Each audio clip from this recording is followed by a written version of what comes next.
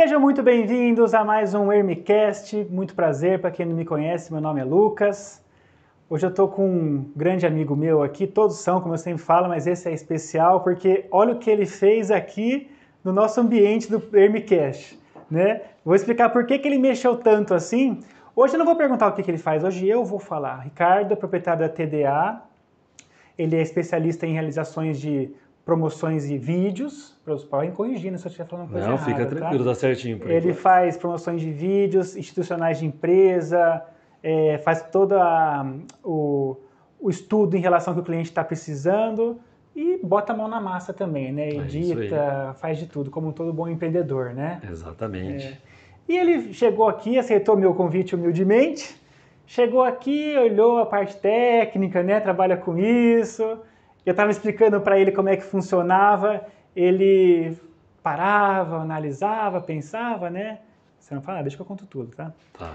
E ele falou, Lucas, vamos mexer um pouquinho aqui, essa mesa, você aceitaria uma sugestão? O que você acha? Tem uma questão técnica aqui. Eu pensei assim, bom, ele já aceitou vir até aqui, então vamos fazer o seguinte, Ricardo, toma conta aí, só não tenho recursos, então não reparem em tudo que está aqui, que ele, coitado, ele não tinha recursos suficientes. Falei, vamos mandar pela empresa, o que você achar, bota lá. Então hoje, a direção artística, não sei como é que fala, direção de fotografia é do Ricardo, tá? Mas o resto é com a gente aqui. Mas não julguem o coitado que ele não tinha muita coisa para fazer. Mas foi muito legal que eu consegui fazer um tour aqui na MTEX, ver todos os espacinhos pra gente escolher, né, manequim, a roupa, os apoios, deu tudo certo. Esse setup aí, pessoal, demorou 1h30, mas tudo bem, é assim mesmo, né? Mas é gostoso, a gente vai aprendendo e eu queria te agradecer por ter aceitado, agradecer por ter vindo.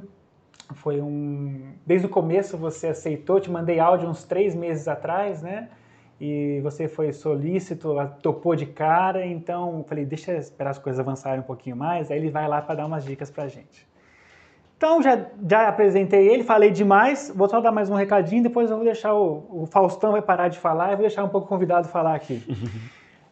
Pessoal, esse podcast está na íntegra nas nossas principais plataformas digitais de áudio, no YouTube também. Nos dias seguintes a gente lança os cortes, no máximo 2 dias para quem não gosta de vídeos muito longos. Estamos no Instagram, Facebook, mídias sociais.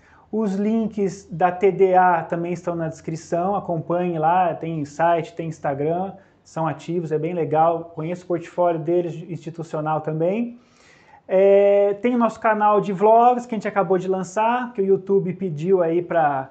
Os algoritmos pedem que a gente separe os assuntos, né? Então a gente acabou tirando os vlogs desse canal, continua só com os podcasts e os cortes.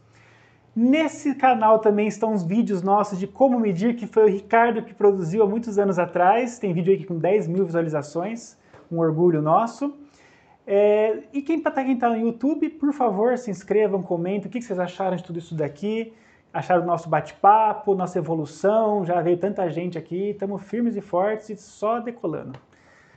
Alguma coisa aí, produção? Tá certinho? Mídias sociais. Já foi tudo, né? Tudo certo. Tudo certo. Meu amigo, como é que tá o CrossFit? Continua? Vixe, tô voltando agora, viu? Depois de uns 8 meses parado. Tudo isso, desde a pandemia? A pandemia começou, eu parei, né? E até pelo tipo de trabalho que eu tenho, qualquer tipo de exercício físico ajuda muito. Porque por mais que as câmeras estejam cada vez mais leves, você carrega um monte de coisa o tempo todo. Você carrega tripé, você carrega a luz, a câmera cheia de parafernália em volta vai ficando pesado. E parece besteira, mas na hora de você gravar, principalmente com a mão, você faz muito exercício de apneia, que é você ficar sem respirar durante um tempo, né? Por causa de movimentação, assim, do aparelho. Para diminuir trepidação na câmera. Então você trava aqui e segura no abdômen. E eu comecei a sentir dificuldade na hora de gravar. A idade vai chegando também e tudo mais, mas aí sem exercício físico isso estava prejudicando. Voltei agora, estou com dor no corpo inteiro, mas está valendo a pena. A gente se conheceu em 2014, né? Foi. Você tinha começado com o CrossFit, né? Foi, eu comecei o CrossFit em 2014, eu tinha acabado de começar. E você faz parte da turma que se machuca muito ou não? Porque tem certo preconceito, né? Algumas pessoas têm um pouco de preconceito com o CrossFit por causa de se machucar. Na verdade, assim, tudo que é novo, existe um certo preconceito com medo do que pode acontecer e tudo mais. Mas se você estiver numa academia com uma boa orientação, você não vai ter nenhum tipo de problema, porque você está amparado.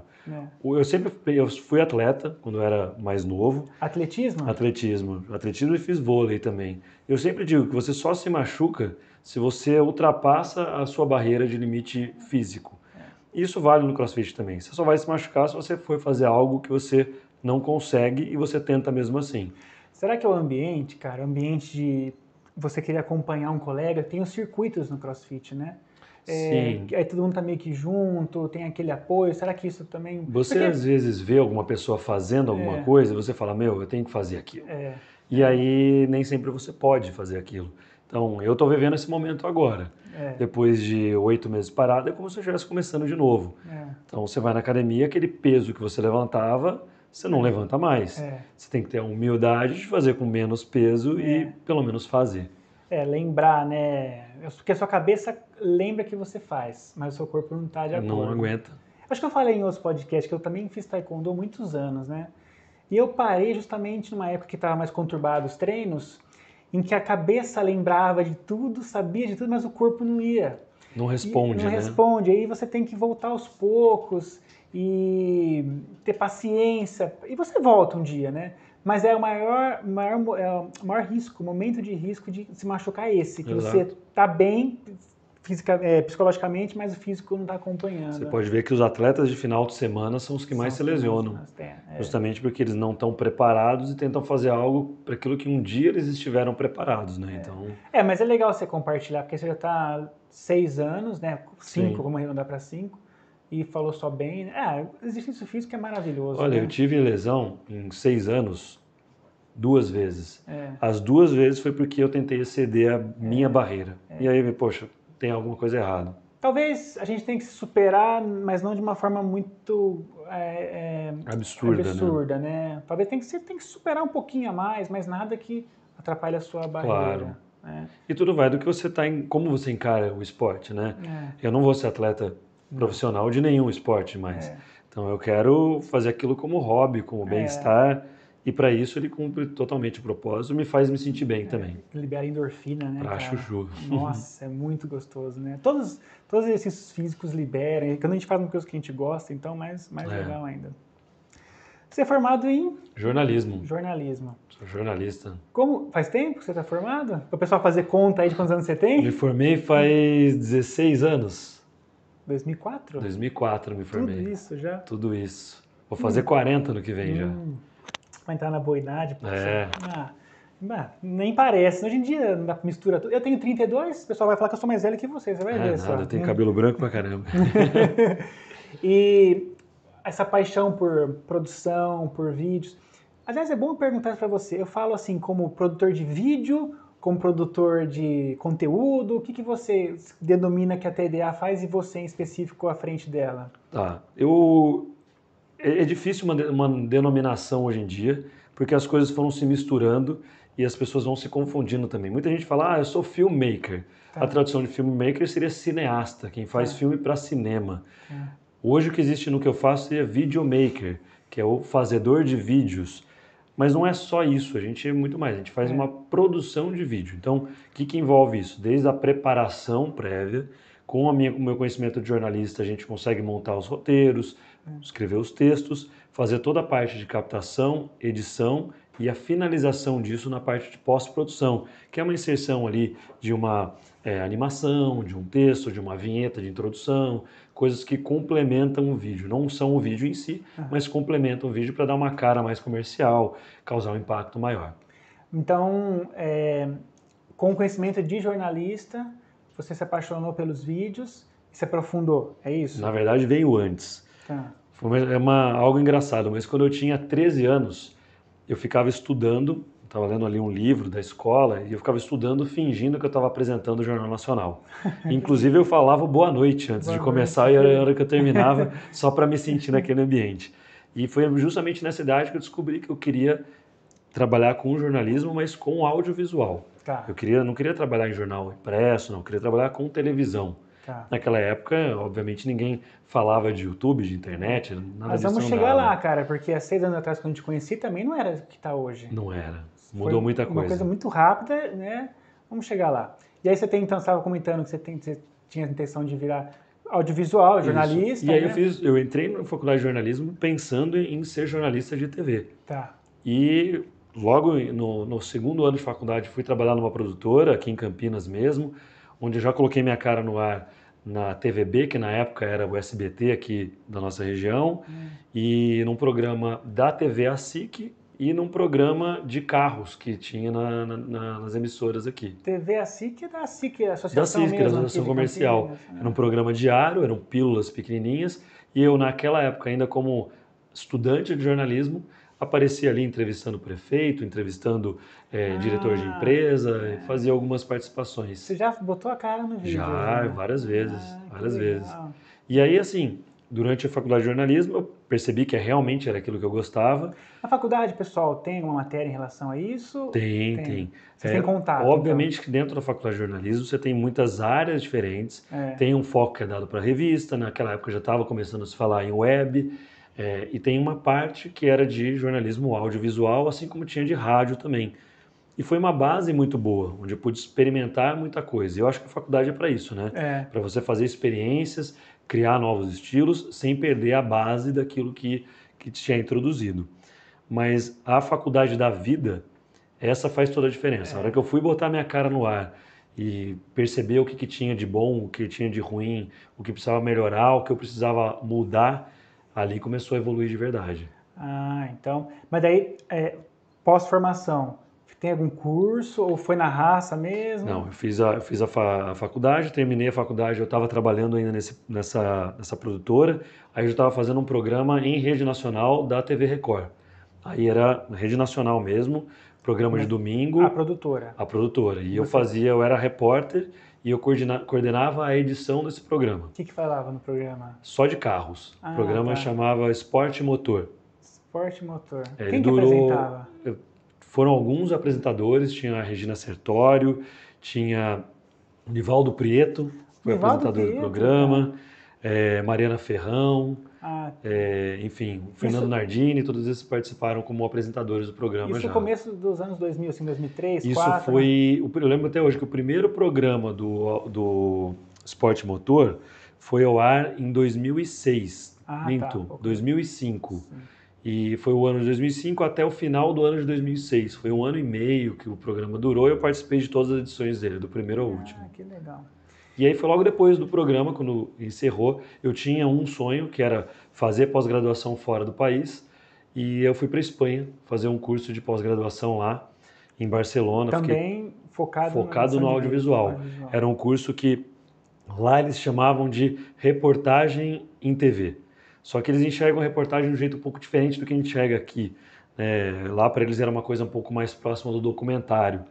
E foi uma ótima experiência, porque lá eu aprendi a pôr a mão na massa no sentido de captar imagens e editar vídeos. Então eu completei o ciclo, não só o jornalista que escreve texto e fica na frente da câmera, mas eu aprendi a operar a câmera e aprendi a usar a edição de vídeo paralelo à edição de texto que o jornalismo deu como base. Que dá um trabalho, pessoal, editar não é fácil, filmar não é fácil. Vocês estão vendo nossa evolução aí, mas estamos capengando e é difícil, cara, não é fácil. É um aprendizado contínuo e as coisas, como você comentou, mudam muito rapidamente. Nossa, até a parte de máquinas, né, de equipamentos, ela vai se atualizando. Como você faz para se manter atualizado? Chega uma hora que você fala assim, bom, já estou num 4K, um 8K, tá bom, vou esperar um pouco mais.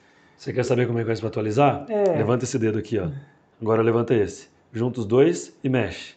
Dinheiro. Não tem que fazer. Porque não tem jeito. Cada vez mais rápido você tem que trocar de equipamento. E os melhores equipamentos sempre são caros, porque todos eles são baseados em dólar, é tudo equipamento importado, né? Mas daí, câmera, microfone, luz. Você consegue trocar? Tem mercado ou você tem perde mercado muito? Que você consegue girar. Então, por exemplo, nesse ano eu comprei um equipamento, um computador para edição novo, mas eu vendi um antigo. Eu comprei uma câmera nova e vendi uma câmera antiga. Então você vende para poder recuperar um pouco do investimento, mas sempre tem que colocar um bom valor em cima para você se atualizar. Ainda mais por conta do dólar, né? As coisas ficam tudo muito mais caras. E o tempo é muito rápido. Com câmera que eu comprei 2 anos atrás, eu já estou trocando de novo. Nossa, 2 anos? 2 anos. Essa aqui filma nossa, a gente tem 5 anos. Então, mas ela tá boa. É. Mas com certeza já existem outras melhores. Muita. Você sempre quer aquela melhor. Não, muito. Você trabalha com isso ainda.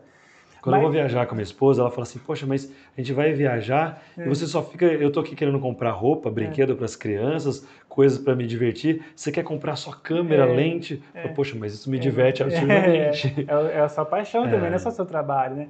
E como você compete com o povo do... Com o povo não, vamos menosprezar. Com o pessoal do iPhone, do Samsung, que pega o celular, fala assim, vou fazer um trabalho eu mesmo, institucional, e vai filmando. Você sentiu que deu uma desvalorizada o avanço do equipamento, assim, celular, câmeras, no seu trabalho? Porque você acabou também percebendo que as pessoas estão contornando isso, porque eu percebo isso com fotografia. Uhum. Não posso generalizar, mas tem muita gente que decide virar fotógrafo e começa com iPhone, com câmeras pequenas, joga o preço lá embaixo, né? Tem muita oferta e demanda hoje em dia. Como é que você está nessa parte? Te atrapalha? Não, ou como tem muita coisa por trás? Eu digo que é o seguinte, o celular está ficando cada vez mais moderno e vai ficar cada vez mais moderno a ponto de ter imagens com uma qualidade cada vez melhor. Só que não é só a qualidade da imagem que conta, mas o olhar de quem está por trás. Que nem aconteceu aqui com a gente. É o que eu brinco muitas vezes. Não sei que carro você dirige, mas geralmente a gente vai dirigir carros populares e de médio porte. Você gostaria de pilotar um carro de Fórmula 1? Poxa, gostaria. Mas eu não posso ter um carro de Fórmula 1 hoje. Agora, se eu tivesse um carro de Fórmula 1 aqui na minha frente nesse momento e falasse vai e anda, muito provavelmente eu bateria na primeira curva. Porque eu não tenho a capacidade técnica de operar aquela ferramenta. Em compensação, um iPhone na mão de quem sabe fazer um trabalho muito bom, vai atender muito bem. Eu digo que eu já usei o iPhone para fazer uma cena ou outra de alguns vídeos. E a hora que você coloca no contexto, junto com outras imagens, você nem percebe se foi de iPhone, se foi de drone, se foi... Você vai perceber que é uma imagem boa. A própria Apple, quando coloca as fotos, os vídeos para fazer propaganda do iPhone, são sensacionais os vídeos que tem. Mas quem estava captando aquilo era um fotógrafo, era um videomaker, um filmmaker profissional. São pessoas que já têm essa capacidade. O conhecimento, sim, faz a diferença. O equipamento, nem tanto. Eu falo que, assim, uma vez eu acompanho um canal no YouTube que eles fazem esses comparativos. Eles pegaram um iPhone na mão de um profissional e colocaram uma câmera de cinema, uma Red, na mão de um amador. E o resultado você fala, com qual imagem você prefere? A do iPhone é muito melhor, porque quem estava operando tem uma capacidade técnica muito maior do que quem estava com a câmera profissional. Tem razão. Seguindo a cronologia aí da sua formação, da sua experiência, você foi então para a Espanha fazer a pós. Sim. Durou quanto tempo?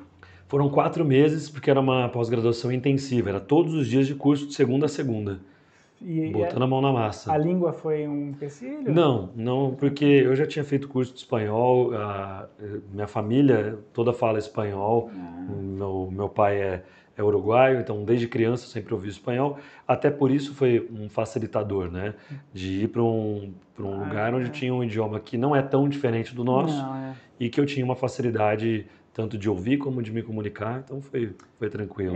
A Fabi Rocha, que esteve aqui no podcast, não lembro agora, acho que foi número 6 ou 7, ela também fez pós de arquitetura lá na Espanha, cara. Sim, a Espanha é muito forte, ela provavelmente deve ter feito também em Barcelona. Pós ou o que foi que ela fez? Foi intercâmbio?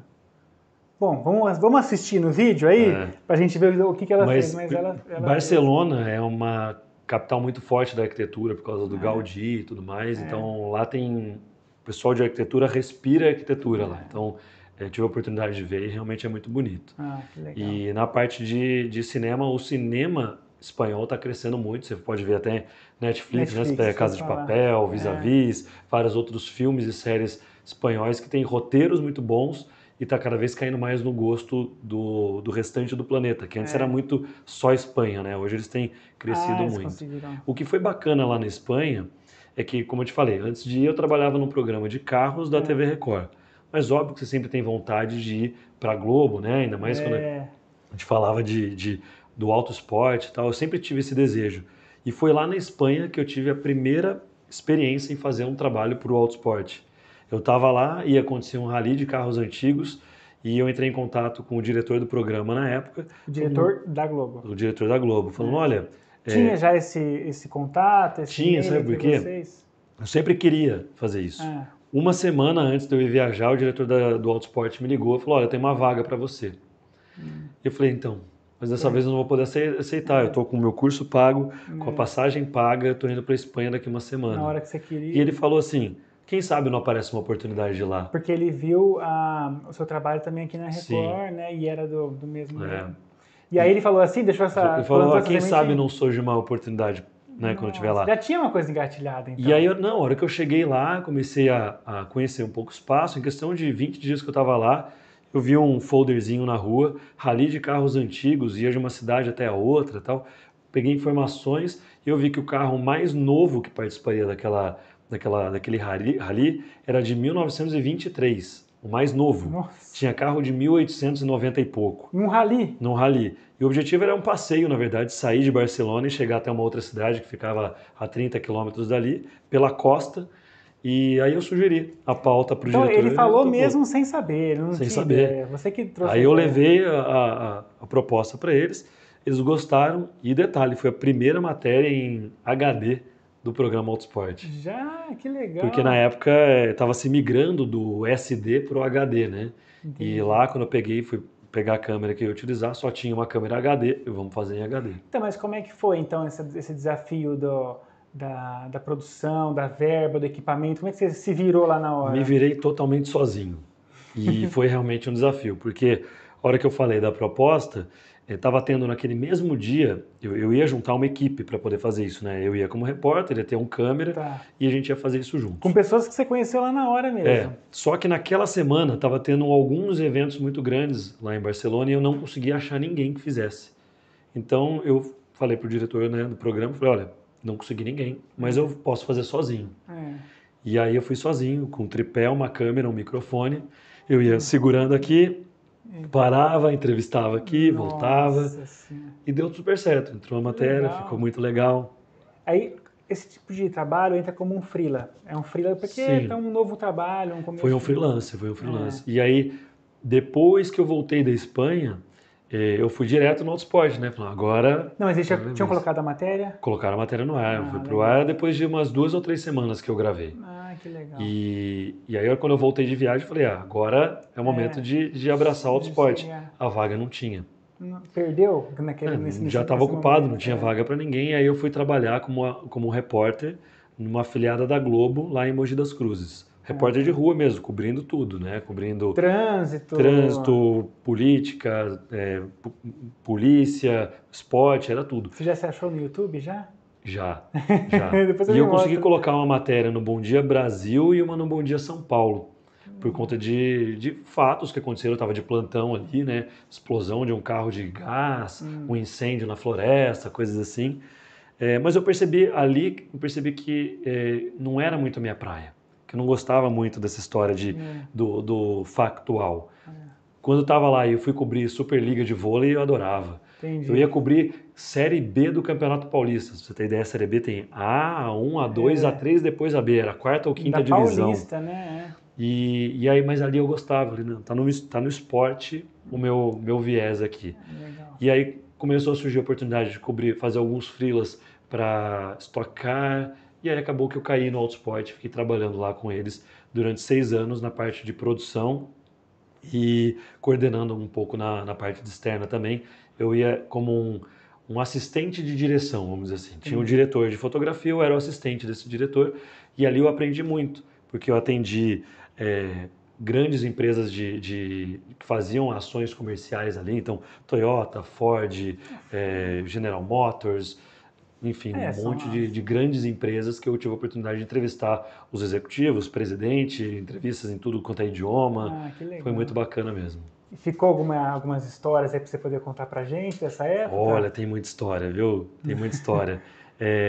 Do Autosport tem várias, mas eu queria antes contar uma, que foi na época do programa da Record, que foi em 2006, foi um pouquinho antes do programa acabar. Eu fui cobrir o Rally dos Sertões, que é o maior rally do Hemisfério Sul, né?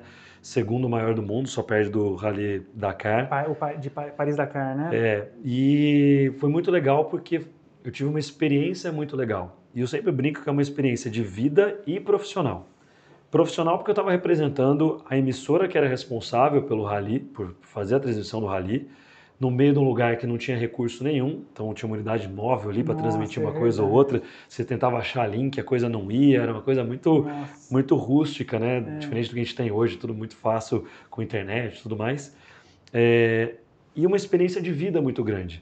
Eu passei por vários estados brasileiros, no sertão nordestino, um lugar que eu não iria como turista de maneira alguma, mas fez muita diferença na minha vida.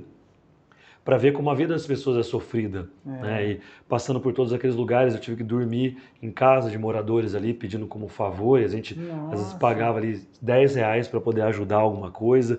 E a gente passava por momentos um pouco constrangedores. E que faz a gente pensar, nossa, como é dura a realidade dessas pessoas, né? Eu estava numa cidade do Piauí, trabalhando ali, um sol muito forte, e tinha uns moradores ali do lado de uma casa de pau a pique, e eu cheguei até eles para conversar, né, bater um papo e tudo mais, e um dos rapazes estava ali, devia ter um pouco mais do que a minha idade, chegou e falou assim, olha, essa daqui é minha filha. Prazer em conhecer. Ela tem 13 anos. Legal, eu quero oferecer ela para você. Nossa. A hora que aquilo aconteceu, sabe quando você não entende o que está acontecendo? Foi algo extremamente constrangedor. E aí você fica pensando, será que ele está querendo que eu leve a filha dele embora daquela situação complicada? Será que ele quer que eu tenha um programa com a filha? Sabe? Foi uma situação tão surreal que isso me marcou realmente, sabe? E foi essa, nossa, como é difícil a vida dessas pessoas, né? Mas, enfim, ali eu saí numa boa, falei, olha, ainda não tem jeito, né? Na hora que você fala que não, forma aquela roda de pressão, querendo tirar um sarro, mas eu não me abalei, voltei pro meu trabalho, fiz as minhas coisas, mas foi bem complexo, uma situação difícil. Foi uma passagem muito importante para o seu desenvolvimento também, né? Como adulto, ser humano. Naquela época eu não era pai ainda, né? Hoje, como pai, isso me choca ainda mais e me faz valorizar ainda mais o relacionamento que a gente tem que ter com os nossos filhos, né? Então, acho que isso é... Mas aí depois, assim, tirando essa parte, foi uma história mais difícil, mas foram muitas histórias boas. E eu sempre brinco que toda vez que eu fui desafiado, o resultado sempre foi muito bom. Então, você tinha que cutucar você que você não conseguia, aí que você ia atrás. Eu sempre busquei dar o meu melhor em tudo que eu fazia. Mas eu admiro muito o diretor do programa Autosport na época, que ele sempre tentava tirar mais de mim. Por mais que estivesse bom, ele ia no que estava ruim. Isso me fez crescer demais. Eu acho que também as pessoas têm experiência, elas vão entendendo como é cada profissional que está trabalhando com ela, né? A gente passa por isso aqui também. Tem aquele profissional que você vai cutucando, e ele vai dando o seu melhor, vai se superando. Tem gente que é ao contrário, que depende de um outro tipo de tratativa, mas acho que ele deve ter percebido que você tinha esse sangue nos olhos, né? E foi te cutucando na parte pior, porque parece assim, é que nem aqui na empresa, você faz 1 milhão de coisas boas. Quando acontece uma crítica negativa, alguém falando mal do seu trabalho, parece que você esquece tudo de bom que você fez. É verdade. Você pega só aquilo, né? E aí você acaba se pendurando naquilo para uma forma de joga para baixo. E tem gente que reage, cada um tem de um jeito, mas acontece muito isso mesmo. Então, e aí ele ia te cutucando... Eu nunca gostei de ser cutucado dessa maneira. Porque eu sempre estava tentando dar o meu máximo. Mas aí quando ele me cutucava, aquilo falava, não, eu preciso provar que ele não está certo. E eu tenho certeza que ele fazia isso sabendo que eu ia dar essa resposta, né? E foi muito bacana. Teve uma vez que eu tinha montado toda uma estrutura para fazer uma reportagem com o Júnior Cigano, que na época ele era o atual campeão mundial dos pesos pesados do UFC. E a minha ideia era comparar ele com um carro, que era um carro de outro mundo, era uma McLaren super esportiva. E eu estava no dia da gravação, ele me mandou uma mensagem dizendo, olha, você está fazendo uma matéria furada, não vai dar certo. Ele estava acompanhando? Tava, mas ali foi justamente para me provocar. Entendi. Porque por que vocês não fizeram isso no roteiro? Cadê a amarração disso? Cadê aquilo? E aquilo me fez me sentar por meia hora antes da gravação começar e anotar tudo que ele tinha colocado, que poderiam ser buracos, para tampar aqueles buracos. Imagina a sua cabeça, o cara chegando, a produção pronta, e o cara manda uma mensagem dessa, Exato. o diretor manda, é pra ficar nervoso, hein, cara? Então, Mas daí você... você dá uns xingos no quarto sozinho e fala, vamos resolver isso aqui. A orelha do cara ficou bem vermelha, né? Mas não tem Diretor. problema. Fizemos a reportagem, foi muito divertido fazer a reportagem, apesar da responsabilidade, né, pela cobrança também. A matéria foi um sucesso, foi pro ar, e não só foi pro ar, como ela foi reprisada, se eu não me engano, era no programa de comemoração de 10 anos do programa, e o carro dessa matéria foi o carro que ficou no estande do programa durante o Salão do Automóvel, como carro principal, e a matéria passando ali o tempo todo nas telas, e o Júnior Cigano passou por lá para tirar foto junto com o pessoal. Então acabou sendo um sucesso, né?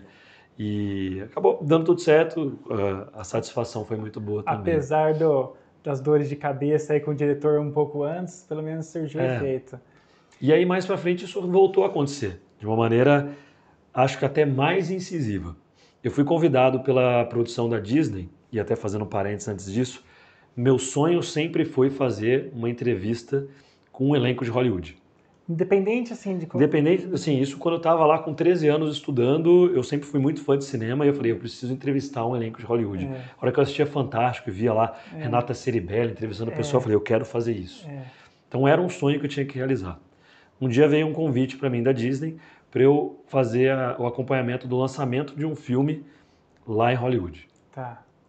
Eu falei, e era um filme de carro, né? E eu fui babando pro diretor do programa, falando, olha, fui convidado, assim, dá para fazer uma matéria dessa maneira. O filme era o Need for Speed. Ah, legal. Que naquela ocasião ele estava sendo era um lançamento, o filme, mas que tinha a ver com o jogo que 20 anos antes tinha sido feito para o videogame 3DO, tinha sido o primeiro simulador 3D de carro. Então ele tinha uma história muito legal por trás. A hora que eu ofereci a matéria pro diretor, ele falou assim, não acho uma boa. Aí eu peguei, fui lá, comecei a rabiscar, para mostrar para ele por que era uma boa. Levei para ele, ó, é uma boa por causa disso. Ele falou assim, eu acho que você só está promovendo o filme. Eu, não, mas olha, tem isso, tem aquilo, não sei o que e tal. É o mesmo diretor? O mesmo diretor. Eu comecei a colocar coisa para ele, ele falou assim, eu não vejo isso dando certo. Aí eu cheguei, coloquei, bati em cima da mesa e falei assim, então vamos fazer o seguinte, o programa não vai ter custo nenhum com essa produção, porque o convite é da Disney, todos os custos estão pagos por eles. Eu vou e faço, e trago a matéria. Se você não colocar no ar, você não precisa pagar a minha diária. Tá. Agora, se você colocar, você paga. Ele falou assim, tá bom, quero ver então. E aí? Fui sozinho. Sem equipe? Sem equipe, só eu. Viajei, saí daqui do interior, fui de carro até São Paulo. Só né? com curiosidade, como é que acontece esse tipo de networking, esses convites? A Disney viu no Brasil quem faz um programa de carros e aí gostou de uma matéria que você fez. Nesse caso, você não trabalhava, o Allsport não tinha só você. Não, tinha outras pessoas. Outras equipes. O que acontece é que às vezes você está ali, né, em vários eventos durante muito tempo, conhecendo o pessoal, e vira e mexe a gente ligava para saber se tinha alguma coisa e tudo mais, você acaba fazendo um contato. E na hora que eles percebem a oportunidade também de colocar um programa, uma matéria no ar, num programa de relevância, eles acabam chamando, né, entrando em contato comigo. Curioso é que um ano antes eu tinha tido a oportunidade de fazer o lançamento do filme Velozes e Furiosos em Londres. Só que eu não pude ir, a gente fez a matéria, mas eu não pude ir porque eu estava de férias naquele período, então foi um amigo meu. Foi o último filme que o Paul Walker fez do Velozes e Furiosos. Nossa! E aí depois não deu certo. Depois ele voltou, né? Que ele fez 2. Foi o último que ele fez antes dele falecer, né? Mas é mais recente, então. Foi acho que era o 6, se eu não me engano. Hoje já está no 9, se eu não me engano. Mas então eu tinha perdido aquela oportunidade um ano antes. Aí falei, dessa vez eu não vou perder.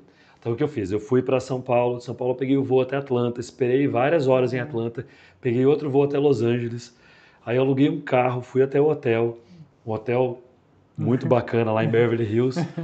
Aí, legal, naquele dia à noite eu ia assistir o lançamento do filme. E no dia seguinte fazer entrevista com o pessoal. É tudo com hora marcada direitinho, Tudo você tem com hora marcada, cronometrado. tudo cronometrado, era assim, impressionante. Tem que chegar com tudo, porque eles ficam lá esperando, os atores, tem que atender o mundo inteiro, né? Tinham jornalistas do mundo inteiro participando, e eles separaram, né, quem era de jornal, quem era de TV, e no Brasil, na parte de TV, a gente tinha exclusividade. A gente tinha exclusividade de lançar, de fazer primeiro. Nós seríamos os primeiros a colocar no vídeo. Isso eles, não lembro o nome agora, é embargo. Então, a Rede TV também estava, mas com outro viés, era o viés do lado pop mesmo, cultura pop, e a gente com o lado de automóveis. E estava 4 rodas, mas a 4 rodas só podia publicar depois que o Autosport publicasse por esse embargo que a gente conseguiu. Então eu tinha que colocar matéria rápida também. Tem essas coisas, tem, né, a parte burocrática aí no meio. Eu sei que aí a gente foi fazer essa... Eu fui assistir o filme à noite, fui de limusine. Nossa, eu não imaginava, eu estava esperando que eu ia entrar numa van. Eu entrei numa van, perguntei, vai pro cinema, né? O rapaz da van falou, não, aqui é para tal empresa, tal, não sei o quê. Desci da van, daqui a pouco encosta uma limusine e eu entrando sozinho na limusine. Fui levado até o cinema de limusine. Falei, nossa, eu me sentindo um ator de Hollywood, né? Não tinha mais colegas junto de outros países? Tinham, mas eles iam direto ou iam por outros meios. E eu fui levado naquele horário ali para assistir o filme. Assisti o filme, voltei para casa, para o hotel, né? Não dormi aquela noite, fiquei rodando, passeando, fazendo um monte de coisa. No dia seguinte, a minha entrevista... Foi produtivo assistir o filme antes, né? Pra você Sim, para você entender qual que é o enredo um pouco melhor, saber um pouco mais o que perguntar. Do que você estava com um caminho traçado, você deu uma mudada depois do filme? Deu uma ajustada, E aí, a minha entrevista era só à tarde, no dia seguinte. Então eu me preparei bastante de manhã, mas fui dar um passeio de manhã, fui andar na Calçada da Fama, fui fazer um turismo também que precisava, né? É gostoso a Califórnia, né, cara? É muito bom. Conhecer lá. E aí eu fui fazer a entrevista, realizar o meu sonho. A primeira pessoa que eu entrevistei... Tremeu na base? Nossa, mas eu tremia demais, como eu nunca tremi na minha vida. Você tinha experiência já, mas era um sonho a ser realizado, né? E aí, assim, eu falo que as coisas às vezes acontecem da maneira como elas têm que acontecer. A primeira pessoa que eu entrevistei foi uma atriz britânica. E era muito difícil de entender o sotaque dela. E aí eu trabalhava para um programa de carro. A minha primeira pergunta para ela foi: o que você achou dos carros do filme? Ela falou assim: são carros. Nossa. Com aquela frieza britânica. Falei, tá bom. Então fala um pouco desse carro que está atrás aí da gente. Aí ela falou assim: eu não entendo nada de carro. Esse carro é amarelo. E eu falei, e agora? Como é que você vai sair? Primeiro que eu tô com dificuldade de entender o que ela fala, eu tenho 4 minutos para fazer a entrevista com ela, e 4 minutos a partir do momento que você senta, não é a partir do momento que você começa a falar. Tem que ser rápido. Tem que ser muito rápido. Aí eu vi que não ia render nada, eu falei assim, tá bom, obrigado. Levantei e fui embora. Nossa. E eu fiquei assim uns 5 minutos ali com a mão na cabeça, falando assim, e agora? Eu travei. Só que não é que eu tinha travado, é que não fluiu a conversa naquele momento. E na sequência vinha a entrevista com o protagonista do filme, que é o Aaron Paul, que ele fez o Need for Speed, que era esse filme, e ele foi um dos do Breaking Bad, né? E, poxa, o dele fluiu muito legal, porque aí ele era um cara mais simpático também na hora de conversar, e eu comecei um pouco mais leve, tentei levar um pouco mais leve a conversa, e aí fluiu, tanto é que a hora que deu meu tempo eles avisam, né? Mais uma pergunta. E aí eu fiz a última pergunta, só que aquela pergunta, ela exigia mais uma. Entendi. E eu fiz a pergunta seguinte, e os caras fazendo assim pra mim, e o cara respondendo e tal. Tudo bem. Geralmente o pessoal lá não gosta quando você extrapola, né? Mas tudo bem, foi uma vez só. Na sequência eu entrevistei os coadjuvantes do filme. E entre esses coadjuvantes estava um músico que ficou famoso depois, eu não vou me lembrar o nome dele agora, e tinha um cara que ele na época não era famoso. O único filme que eu tinha assistido dele, além do próprio Need for Speed, era aquele filme O Retorno da Múmia, que ele era o príncipe do Egito. Não era Uma Noite no Museu? Uma Noite no Museu. É esse mesmo. Uma Noite no Museu 2. Que ele era o filho do ele estava príncipe. preso lá. Esse mesmo, verdade, bem lembrado. E aí... Ainda bem que a gente conversou um pouquinho antes. E aí ele... É que ele era uma múmia, né? Então eu confundi com outro filme. E aí depois ele veio a ganhar o Oscar como o Fred Mercury, né? No filme dele. Foi muito bacana. Eu não me lembro o nome dele, mas eu sei quem Eu lembro que é Malek sobrenome, Malek, mas o primeiro nome eu realmente não me lembro, porque é um nome diferente. Te marcou como era coadjuvante na época? Eu achei muito legal fazer, porque eu tinha assistido ele no filme da Noite no Museu. Então, e ele era um cara muito simpático. Tanto é que antes da entrevista mesmo começar, ele já estava batendo papo, falando sobre carro, falando sobre o Brasil. Falou, pô, eu sei que no Brasil o pessoal é fã de carro e tal. Então fluiu muito legal. E depois... Malek. Como? Rami Malek, isso mesmo. Que ele tem um nome egípcio aí, né? Rami Malek. Então foi muito legal poder ter depois... Então você tem no seu currículo ter entrevistado um vencedor do Oscar. Pois é, cara, antes dele ganhar o Oscar, mas foi. Né? Não, mas não importa, cara, era história. E entrevistei o diretor do filme também e o diretor de dublês. E foi bacana porque a hora que a gente colocou a matéria no ar, a gente usou muito a questão dos camera car, né? Então eles tinham inclusive uma Ferrari equipada como câmera car, que ele tem uma haste na frente para poder filmar os carros em alta velocidade. E esse foi um dos principais nichos, né, que a gente acabou levando dentro da história do vídeo. E o que aconteceu? Voltei de viagem. Quer dizer que assim, tudo que aconteceu com aquela atriz, você deletou, esquece, você conseguiu superar então essa primeira parte, não perdeu o chão. E aí que eu falei que foi bom ela ter sido o primeiro. Porque se eu tivesse ido primeiro com o protagonista e ali eu tivesse falhado... Você ia bambear. Talvez ali ia complicar mesmo. E quando eu voltei para cá, eu lembro que era muito perto do carnaval. E eu mandei um e-mail pro diretor do programa falando, olha, voltei, não sei o que. Ele não sabia nem que eu tinha ido já. Ele ficou muito bravo também, um baita no expor. Porque... Por quê? Você não falou que você ia? Eu falei, mas ele não sabia quando. Tá. E eu simplesmente fui. Falei, não vou entrar no mérito de não te explicar quando que vai ser. Fui. Ele falou, pô, você tinha que ter avisado que tinha alguém representando se acontece alguma coisa e tal. Beleza, escreve o texto e traz aqui para editar pra gente ver como é que fica. Geralmente você leva o material bruto e a equipe que faz a edição, vocês têm todo um cronograma, né? Tem todo um estudo por trás, mas geralmente é assim que funciona a parte técnica por trás das câmeras? Pega o bruto, leva para a equipe, todo mundo faz meio que junto? Geralmente você já vai com um pré-roteiro, né? Então você já tem um guia por onde você vai. E junto do pré-roteiro, com aquilo que foi gravado de fato, você pega o material que foi filmado, bruto, e fala, estou pensando em editar de tal forma... Porque as coisas mudam, né? Às vezes você planeja que vai ser de uma maneira e acontece de outra e faz com que o seu roteiro todo tenha que mudar. E aí eu fui, nesse caso eu escrevi um roteiro, levei junto com uma outra editora e nós montamos toda a matéria, botamos no ar. Ela foi para o ar e ela foi a matéria principal daquele dia. Teve chamada durante todo o dia. Mas durante a edição você não foi falando assim, tá vendo? Aí, tá gostando, né? Só que acontece, em toda a minha história no programa, ele nunca tinha chegado e mandado uma mensagem dizendo assim que tinha sido bom. Quando era bom ele não falava nada. Era uma característica dele. Então eu não esperava nada. Só que assim, eu assisti o programa ao vivo, na hora ali, vendo acontecendo. Acabou o programa, deu 2 minutos, meu celular toca e era o diretor do programa. Ele me ligou e falou assim, parabéns, ficou sensacional. Nossa. E assim, aquilo me marcou demais, porque eu realizei um sonho pessoal, eu realizei um sonho profissional e aquilo teve um resultado extremamente positivo. E teve o feedback positivo dele, né? Que é um cara e é lógico que a gente sabe que ele não falou isso à toa, ele deve ter acompanhado a audiência, ele deve ter visto tudo que eu vinha falando como argumento de por que seria boa aquela matéria. E ele estava dizendo que não, e eu fui lá, briguei, fiz acontecer e deu certo. Cara, a gente já tem uma certa, não vou dizer intimidade, que a gente está um tempo sem se ver, né? Aliás, você é um exemplo de pessoa que... Eu passo muito por isso, eu faço um pouco de amizade com meus fornecedores, que não pode pisar na bola comigo, mas tudo bem, você não pisou. Então, eu vou fazer uma pergunta advogado do diabo. Nós estamos chegando naquela transição, então, que eu te conheci, que você tinha saído de lá, então, e tinha começado a TDA. Sim. Você comentou tudo isso comigo com os olhos brilhando, sabe? Eu percebi que você ficou muito feliz de ter compartilhado com a gente.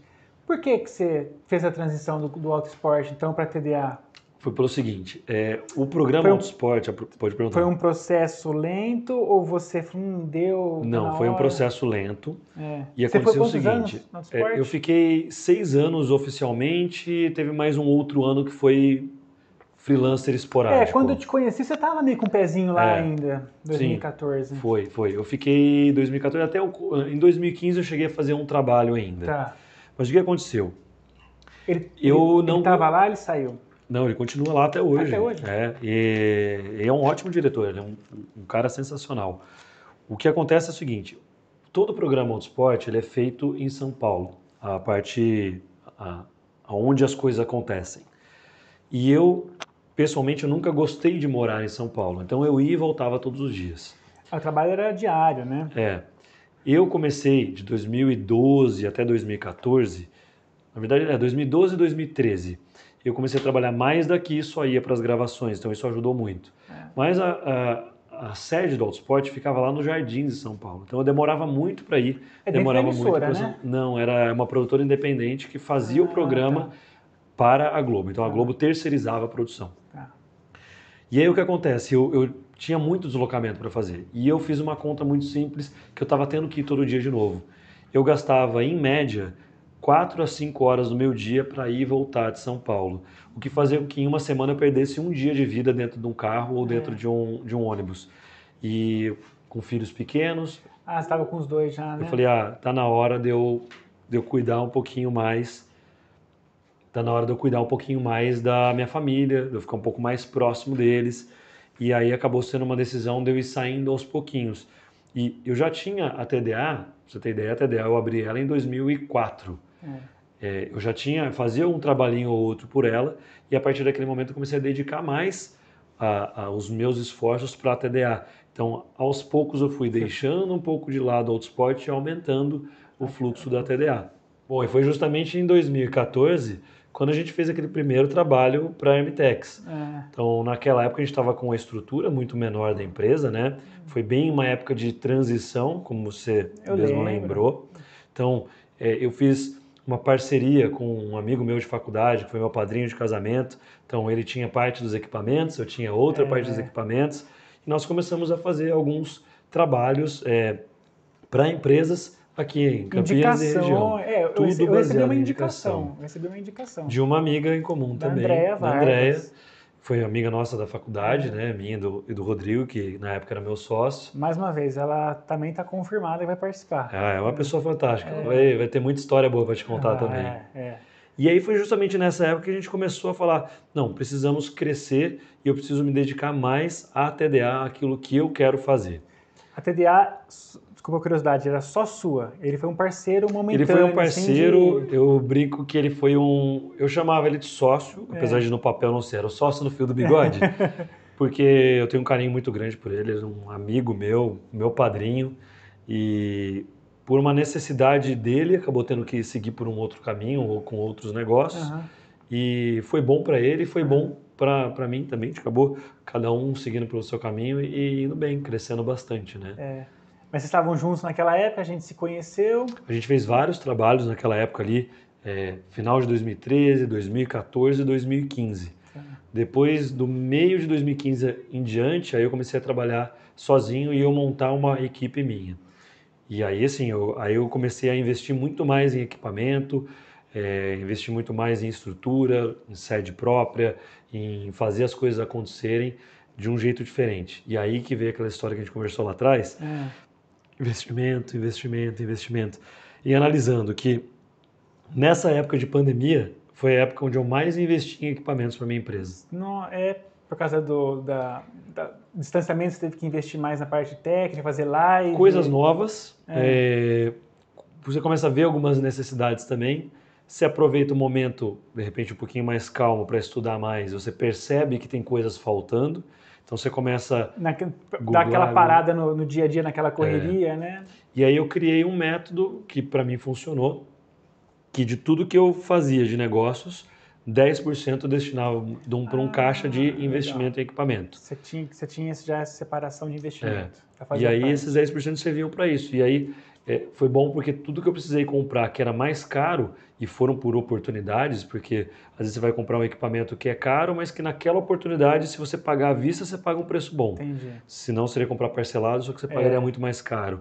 Eu consegui pagar à vista e consegui colocar bons equipamentos por um preço de oportunidade. Então, digamos assim, que o seu estoque, o seu capital de giro já tá lá já, que são os seus equipamentos, você já superou essa dificuldade que acho que tem que estar iniciando, né? Vai passar por isso. Essa dificuldade de adquirir os equipamentos, de começar, né? A ter um fluxo que te permita fazer isso, Você né? viu, você deve ter gasto um bom dinheiro para poder montar essa estrutura que tem aqui e é uma estrutura simples. Mesmo sem querer gastar, a gente gastou. Mesmo sem querer gastar, a gente economizando se gasta. Muito. O duro no audiovisual, como eu estava te dizendo, tudo é no dólar. Então tudo tem um custo muito alto. Um negocinho desse tamanho de luz, que nos Estados Unidos você compraria por $50. Esquece a moeda. Se fosse 50 dinheiros, seria super barato. Mas pra gente, esse negocinho de $50 com o imposto, chega aqui a 800, 900, R$1.000. Você fala, poxa, eu vou comprar, gastar R$1.000 um negocinho de luz desse tamanho? Pois é. É uma dificuldade do nosso mercado, né? Mas isso tende a melhorar quando você começa a entender também um pouco melhor e encontrar alternativas. É óbvio que se você pega as grandes marcas, você sempre vai ter uma ótima qualidade. Mas existem marcas alternativas com preços acessíveis e que te atendem também. Então, é questão de você saber, algumas coisas você tem que testar e pagar para ver. Então, você já passou por umas decepções? Às vezes você compra um negócio e fala assim, poxa, olha, a mesma coisa do que um Sony. Aí você vai ver, se fosse a mesma coisa, seria o mesmo preço, né? Mas não é. Aí a hora que você vai ver, ele te atende, mas em vez de ele te durar 3 anos, ele te dura 1 ano. Mas tudo bem, atendeu, conseguiu fazer. Eu sempre falo o seguinte, se pelo menos o investimento foi pago, você conseguiu recuperar esse capital investido, então tá valendo, valeu a pena ter feito esse esforço, né? Essa mudança, então, de Globo para empresa própria, correr atrás de clientes, digamos assim, de mercado comum, né, institucionais, digamos assim, empresas ou acho que arquitetos, né, que fazem institucional, né, te colocou num mercado com uma demanda diferente que você estava acostumado, provavelmente, né, deve ter te trazido outros desafios, mas colocou a TDA também em um rumo de atender mais empresas do que atender a Globo, por exemplo, com o Autosport. Como é que ficou esse novo caminho da TDA de 2014 até agora? A gente acabou focando totalmente no corporativo. Então, a gente teve a oportunidade de fazer, por exemplo, programas em YouTube. A gente acabou preferindo não fazer isso porque demandaria uma estrutura muito maior, com mais gente, mais equipamento. O que seriam esses programas de YouTube? Tem canais de YouTube que tem programas 2 vezes por semana, uma vez por semana, São e que requerem empresas, produções grandes, é uma estrutura muito grande. A TDA surgiu para um programa de televisão, que acabou não dando certo por conta do custo. E na época não existia, ou melhor, tinha acabado de nascer o YouTube e não existia como fazer no YouTube um programa daquele ainda. Tanto é que TDA, quando me perguntam, significa Tempo de Aventura, que era o nome do programa. Era um programa de esportes de aventura com a parte científica junto. É verdade, eu tô lembrando alguma coisa sobre isso mesmo, você conversou comigo. Meu ex-sócio, né, quando a gente abriu a empresa, um amigo meu de infância, ele é geólogo, e então a gente ia juntar as duas coisas, a minha experiência como jornalista, dele como geólogo, para fazer um programa de esportes de aventura, mas que explicasse por que é possível fazer um rapel naquela montanha, cientificamente falando, como que aquela montanha surgiu ali, né? Que legal, Só que aí o custo disso era muito alto na época, né? Então a gente acabou não caminhando com isso e eu mantive a empresa sempre com foco em atender B2B. No caso do B2C nunca foi o nosso foco. Então eu cheguei a fazer 1 ou 2 casamentos como experiência, mas falei, não é para mim, meu foco é totalmente empresa. E de 2014 em diante a gente falou, foco empresarial. Pode ser vídeo institucional, pode ser vídeo comercial, né? Publicidade em cinema, internet, TV. O importante é ser para a empresa. Né? Óbvio, existem coisas que são para redes sociais, muitas. Hoje, a produção de um vídeo para rede social, muitas vezes ele é mais rebuscado do que a produção de um vídeo para a TV, porque a exigência do público também é maior. Qual que é a sua percepção em relação à televisão? Agora com a explosão do YouTube, tem agora um que chama Twitch também, que tem live de games, também tem outras coisas.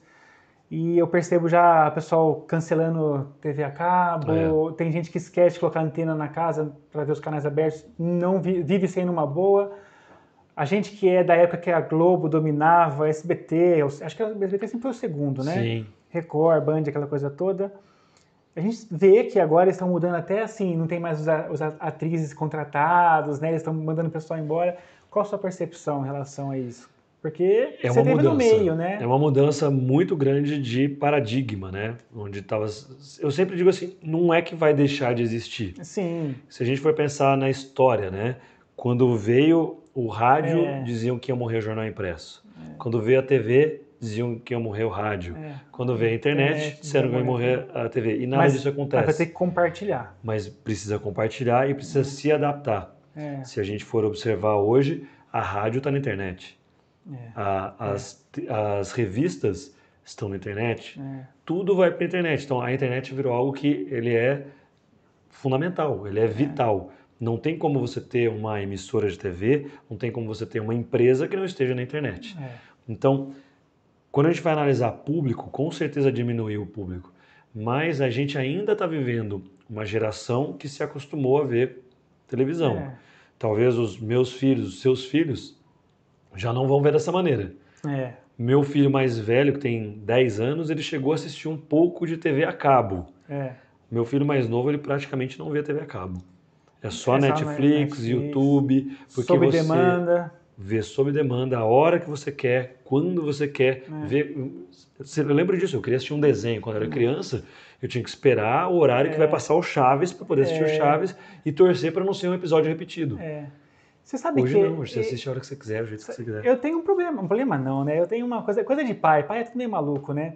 Mas o meu filho, ele tem 3 anos, a gente tenta o máximo possível deixar ele longe das telas, mas deixa ele participar das telas porque faz parte da vida. Você também pode falar assim, nossa, meu filho não vai ficar na televisão nunca. No nosso caso, cada pai tem uma percepção diferente. Tem que aprender a compartilhar, né? Estamos na internet, tem que aprender a respeitar as pessoas da forma de colocar. Mas a gente tem, então, com o nosso filho, essa questão do, sei lá, 40 minutos no máximo, 1 hora, tudo bem. O que me incomoda, mas a gente, como eu falei, é coisa de pai, ele sabe pular as propagandas. E eu não quero que ele pule, eu quero que ele aprenda a esperar. Porque eu tinha que esperar na televisão as propagandas, cara. Eu era viciado em Dragon Ball. Sim. Dragon Ball era um desenho que tinha muita enrolação, muita propaganda. Era na Band que passava. Acho que você não pegou essa época, Dragon Ball. Não, né? Eu já era um pouquinho mais velho. E me irrita, porque as crianças não querem ver propaganda, quer pular, cara. E aí faz parte da nova geração. A gente tem que entender como é que funcionam as coisas, né? Mas é isso. Hoje a TV está passando por uma revolução. Que se ela não se adaptar, não vai sobreviver. Mas é fato que a audiência vai diminuir. E isso não sou eu falando. Existem estudos mostrando que a TV paga, por exemplo, está diminuindo mês a mês o número de assinantes. Porque o serviço de streaming está ganhando muito mercado. Se você for analisar, se você paga Netflix, Amazon Prime, você pega Disney Plus, a hora que você começa a somar tudo isso, você vai ver que você vai pagar a mesma coisa que você pagava na TV a cabo. Tem Globo, tem um monte de coisa, mas realmente você vai gastar próximo do que você gastava antes. Óbvio que o que te dá a opção de escolha, né? Você pode falar, não, eu quero só a Netflix. Pronto. Eu quero só Disney Plus. Eu quero só os canais Globosat. Então eu acho que ficou mais democrático. E isso vai ser bom. Bom pelo fato de você ter mais oportunidades de negócio também, mais oportunidades de produções diferentes. Né? Hoje tem a questão de conteúdos nacionais que essas grandes empresas vão tendo que se adequar. Então surgem mais necessidades para empresas que estão aqui. E naquela época que a gente se conheceu, cara, o YouTube era uma terra de ninguém. Você lembra? Sim. E não tinha essa coisa que tem hoje, né? E eu lembro que alguém comentou comigo assim, a profissão, alguém quer ser, não sei, um parente, amigo, não sei, ele quer ser youtuber. Eu dei risada, cara. Dei risada, você acredita? E assim como uma vez me falaram de influencer nas mídias sociais, eu também dei risada. Hoje eu estou engolindo tudo, estou participando do YouTube nas mídias sociais. Vai virar influencer daqui a pouco. Cara, eu não sei. Não. Eu digo que influencer é todo mundo que influencia alguém positivamente. Então, eu acho que de alguma maneira a nossa história, aqui que a gente está contando, a nossa conversa, está influenciando uma pessoa ou outra ali a pensar alguma coisa, a fazer algo diferente. Não, e as pessoas gostam de contar a história, é legal. Sim. Nenhum amigo meu se negou a ver aqui até agora, cara. Nenhum, conhecido, né? Ninguém vai negar. é divertido. É gostoso. E fala de uma coisa que você domina. Não é uma coisa assim, vou ter que apresentar um programa. Você vem bater um papo comigo, é super gostoso. Esse formato do podcast é muito interessante. E o que é legal, você pode reparar o seguinte, que até pouco tempo atrás, o brasileiro, no geral, tinha uma aversão absurda da câmera. De olhar para ela. Você aparecia com uma câmera, as pessoas fugiam. Saíam de perto. Tirando criança, gostavam de ficar pulando na frente e tal. Hoje em dia, as pessoas querem aparecer de qualquer jeito e elas estão ficando mais familiarizadas em falar para a câmera. Isso é culpa do Instagram, é culpa do Facebook, é culpa do YouTube. Que conseguem colocar as pessoas em evidência e fazem com que elas percam um pouco desse medo, né? Você sabia que tinha um estudo que fizeram uma vez que dizia quais eram os maiores medos do homem. E em segundo lugar era falar em público. Nossa. Só perdia para a morte. Nossa, que coisa, então, não sabia. Assim, hoje em dia as pessoas estão vencendo muito mais esse medo de falar em público. Acho que você pode ser um exemplo disso. Quando você começou aqui, você estava comentando que você estava treinando várias vezes sozinho. Fiz piloto, cara, com meu cunhado. Bruno, um abraço. O cunhado faz essas coisas. Então, você vê que hoje você vai super bem. Você já está acostumado com isso. E se você olhar daqui a 6 meses, você vai achar essa de hoje que você estava mal. E é normal. E assim, eu percebi também que o YouTube tem mais regras, não está tão terra de ninguém.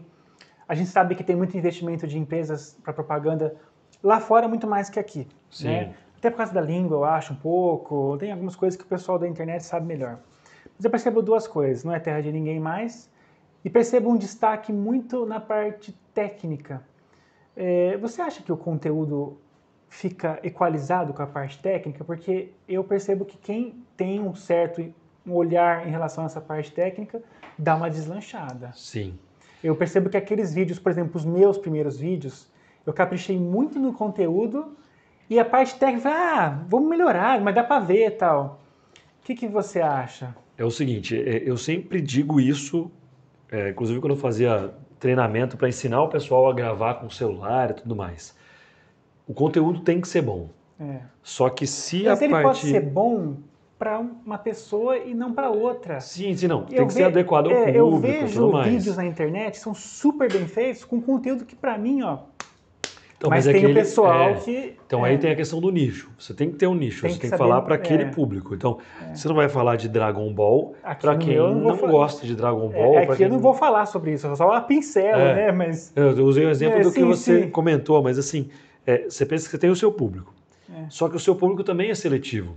Então, ele vai analisar o seu conteúdo. Se o seu conteúdo é bom, ok. Mas até o momento que aparece um outro que faz um conteúdo parecido, às vezes nem tão bom, mas com uma qualidade de imagem e de conhecimento técnico que faz a diferença. Aquele passa a fazer mais sucesso do que você.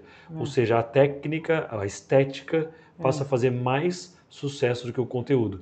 E por uma simples razão. Porque é mais agradável aos olhos. Quando você vê um cenário bonito, com uma luz muito boa, com uma textura de imagem muito boa, com um áudio muito bom, não é uma coisa que as pessoas pensam, não, eu estou gostando mais desse porque ele está mais bonito. É uma coisa que acontece no subconsciente. Que nem quando eu pintei a parede, estava muito branco. Mudou. Você chegou aqui, falei, faz o que quiser. Você virou, porque você, Lucas, precisa ser uma coisa mais receptiva, mostrar mais o rosto. Aliás, dá umas pequenas dicas aí pro pessoal. Fala alguma coisa que vamos lá. Eu acho que é o seguinte, no meu consciente, a dica do áudio foi um stories que você fez. Você estava fazendo uma época, não estava? Estava. Que eu acompanho você. Que você falou assim, gente, não pode deixar de investir no áudio, alguma coisa assim. Mas dá umas dicas aqui pro nosso estúdio, agora você já mudou um pouco. Poxa. Vamos falar um pouquinho do que a gente fez aqui. Primeiro que a parede verde ajudou, tirou um pouquinho brancão, né? Então dá uma cara um pouco mais de estúdio. A gente deu uma distanciada do fundo, então esse é um erro muito comum. As pessoas gravam muito perto da parede e a sensação que dá é que você está espremido, que você está sendo conflitado, acuado o tempo todo. Então, dá um distanciamento que, inclusive, o seu espaço parece maior. O áudio que a gente comentou, usar microfone é fundamental. Então, se você usa no seu celular para gravar alguma coisa, usa o fone de ouvido do seu celular. O fone de ouvido tem a partezinha de áudio que serve para você poder falar com qualidade de áudio. Se você fizer um teste faz uma gravação com o microfone e sem o microfone, vai fazer uma baita diferença, você vai perceber o quanto isso muda. Outra coisa, a nossa posição aqui. Você repara que nos outros podcasts que você estava gravando, você estava usando uma mesa e estava um de frente para o outro, e ficava todo mundo de perfil a todo momento. Isso não é tão agradável. A gente colocou as cadeiras aqui a 45 graus, a gente fica meio de perfil, mas você consegue enxergar os meus 2 olhos, isso fica mais agradável para quem estiver vendo ali. Tem a questão de enquadramento. Vocês podem observar aqui na imagem aí, a nossa cabeça aqui deve estar muito próxima do limite do final da imagem aqui em cima. Isso faz com que fique mais harmônico na hora que a gente está vendo. A mesma coisa do distanciamento que eu estou em relação ao Lucas. A gente está numa distância que está adequada à regra de enquadramento para que fique mais agradável também. Então são vários detalhezinhos e que ajudam muito. Próximos investimentos técnicos de equipamentos que você acha que a gente deveria fazer? Lógico, é uma produção independente, tem um outro objetivo, mas... Fala, Ricardo, está na hora de botar um dinheirinho aqui. Qual que seria o próximo passo? Acho que uma segunda câmera, isso ia ajudar muito para você ter um certo dinamismo para poder... A segunda câmera focando no rosto, assim, como é que é? Uma câmera no rosto de cada um? Você pode usar uma câmera geral e uma outra câmera onde você vai estar fechada no rosto de um, hora no de um, hora no de outro. O problema é que para isso você vai precisar de uma pessoa para controlar, né? De A para B, de B para A. Ou você pode manter... Quer dizer que precisa de uma outra produtora. Precisa de uma outra pessoa. Quem está ali atrás da câmera vai ter que trabalhar mais ainda. Equipe técnica aqui, a produção, olha, tem... Vamos fazer uma continha rápida aqui. 1, 2, 3, 8 pessoas, cara. Não, é complicado. Não, mas tem jeito de você fazer sem precisar de ninguém. Por exemplo, quem fala mais durante o programa aqui? É você ou é o convidado? Eu tento que seja o convidado. Então você deixa uma câmera do convidado e a câmera geral está pegando os dois. Legal. Quando você estiver falando, aparece na câmera número 1. Legal. Quando o entrevistado estiver falando, vai para a câmera número 2. Aí precisa daquele switch, é um switchzinho que eu chamo, né? Mas precisa... Você pode usar aquilo para poder fazer mais rápido, mas nada impede você de gravar isso. São ser 2 vídeos, só que depois é um trabalhinho maior de sincronizar tudo também. Tá. Então, o próximo investimento, uma câmera e também... O segundo seria esse equipamento de fazer essa mudança de quem está falando, mostrar o rosto. Talvez uma coisinha mais de cenário. A gente botou o manequim aqui hoje para poder dar uma... Coitada, tava largada lá no meio do negócio. Mas ficou bonita a nossa amiga aí. Não. Ela não deu trabalho nenhum na gravação. Não, ficou quietinha, nem barulho ela fez.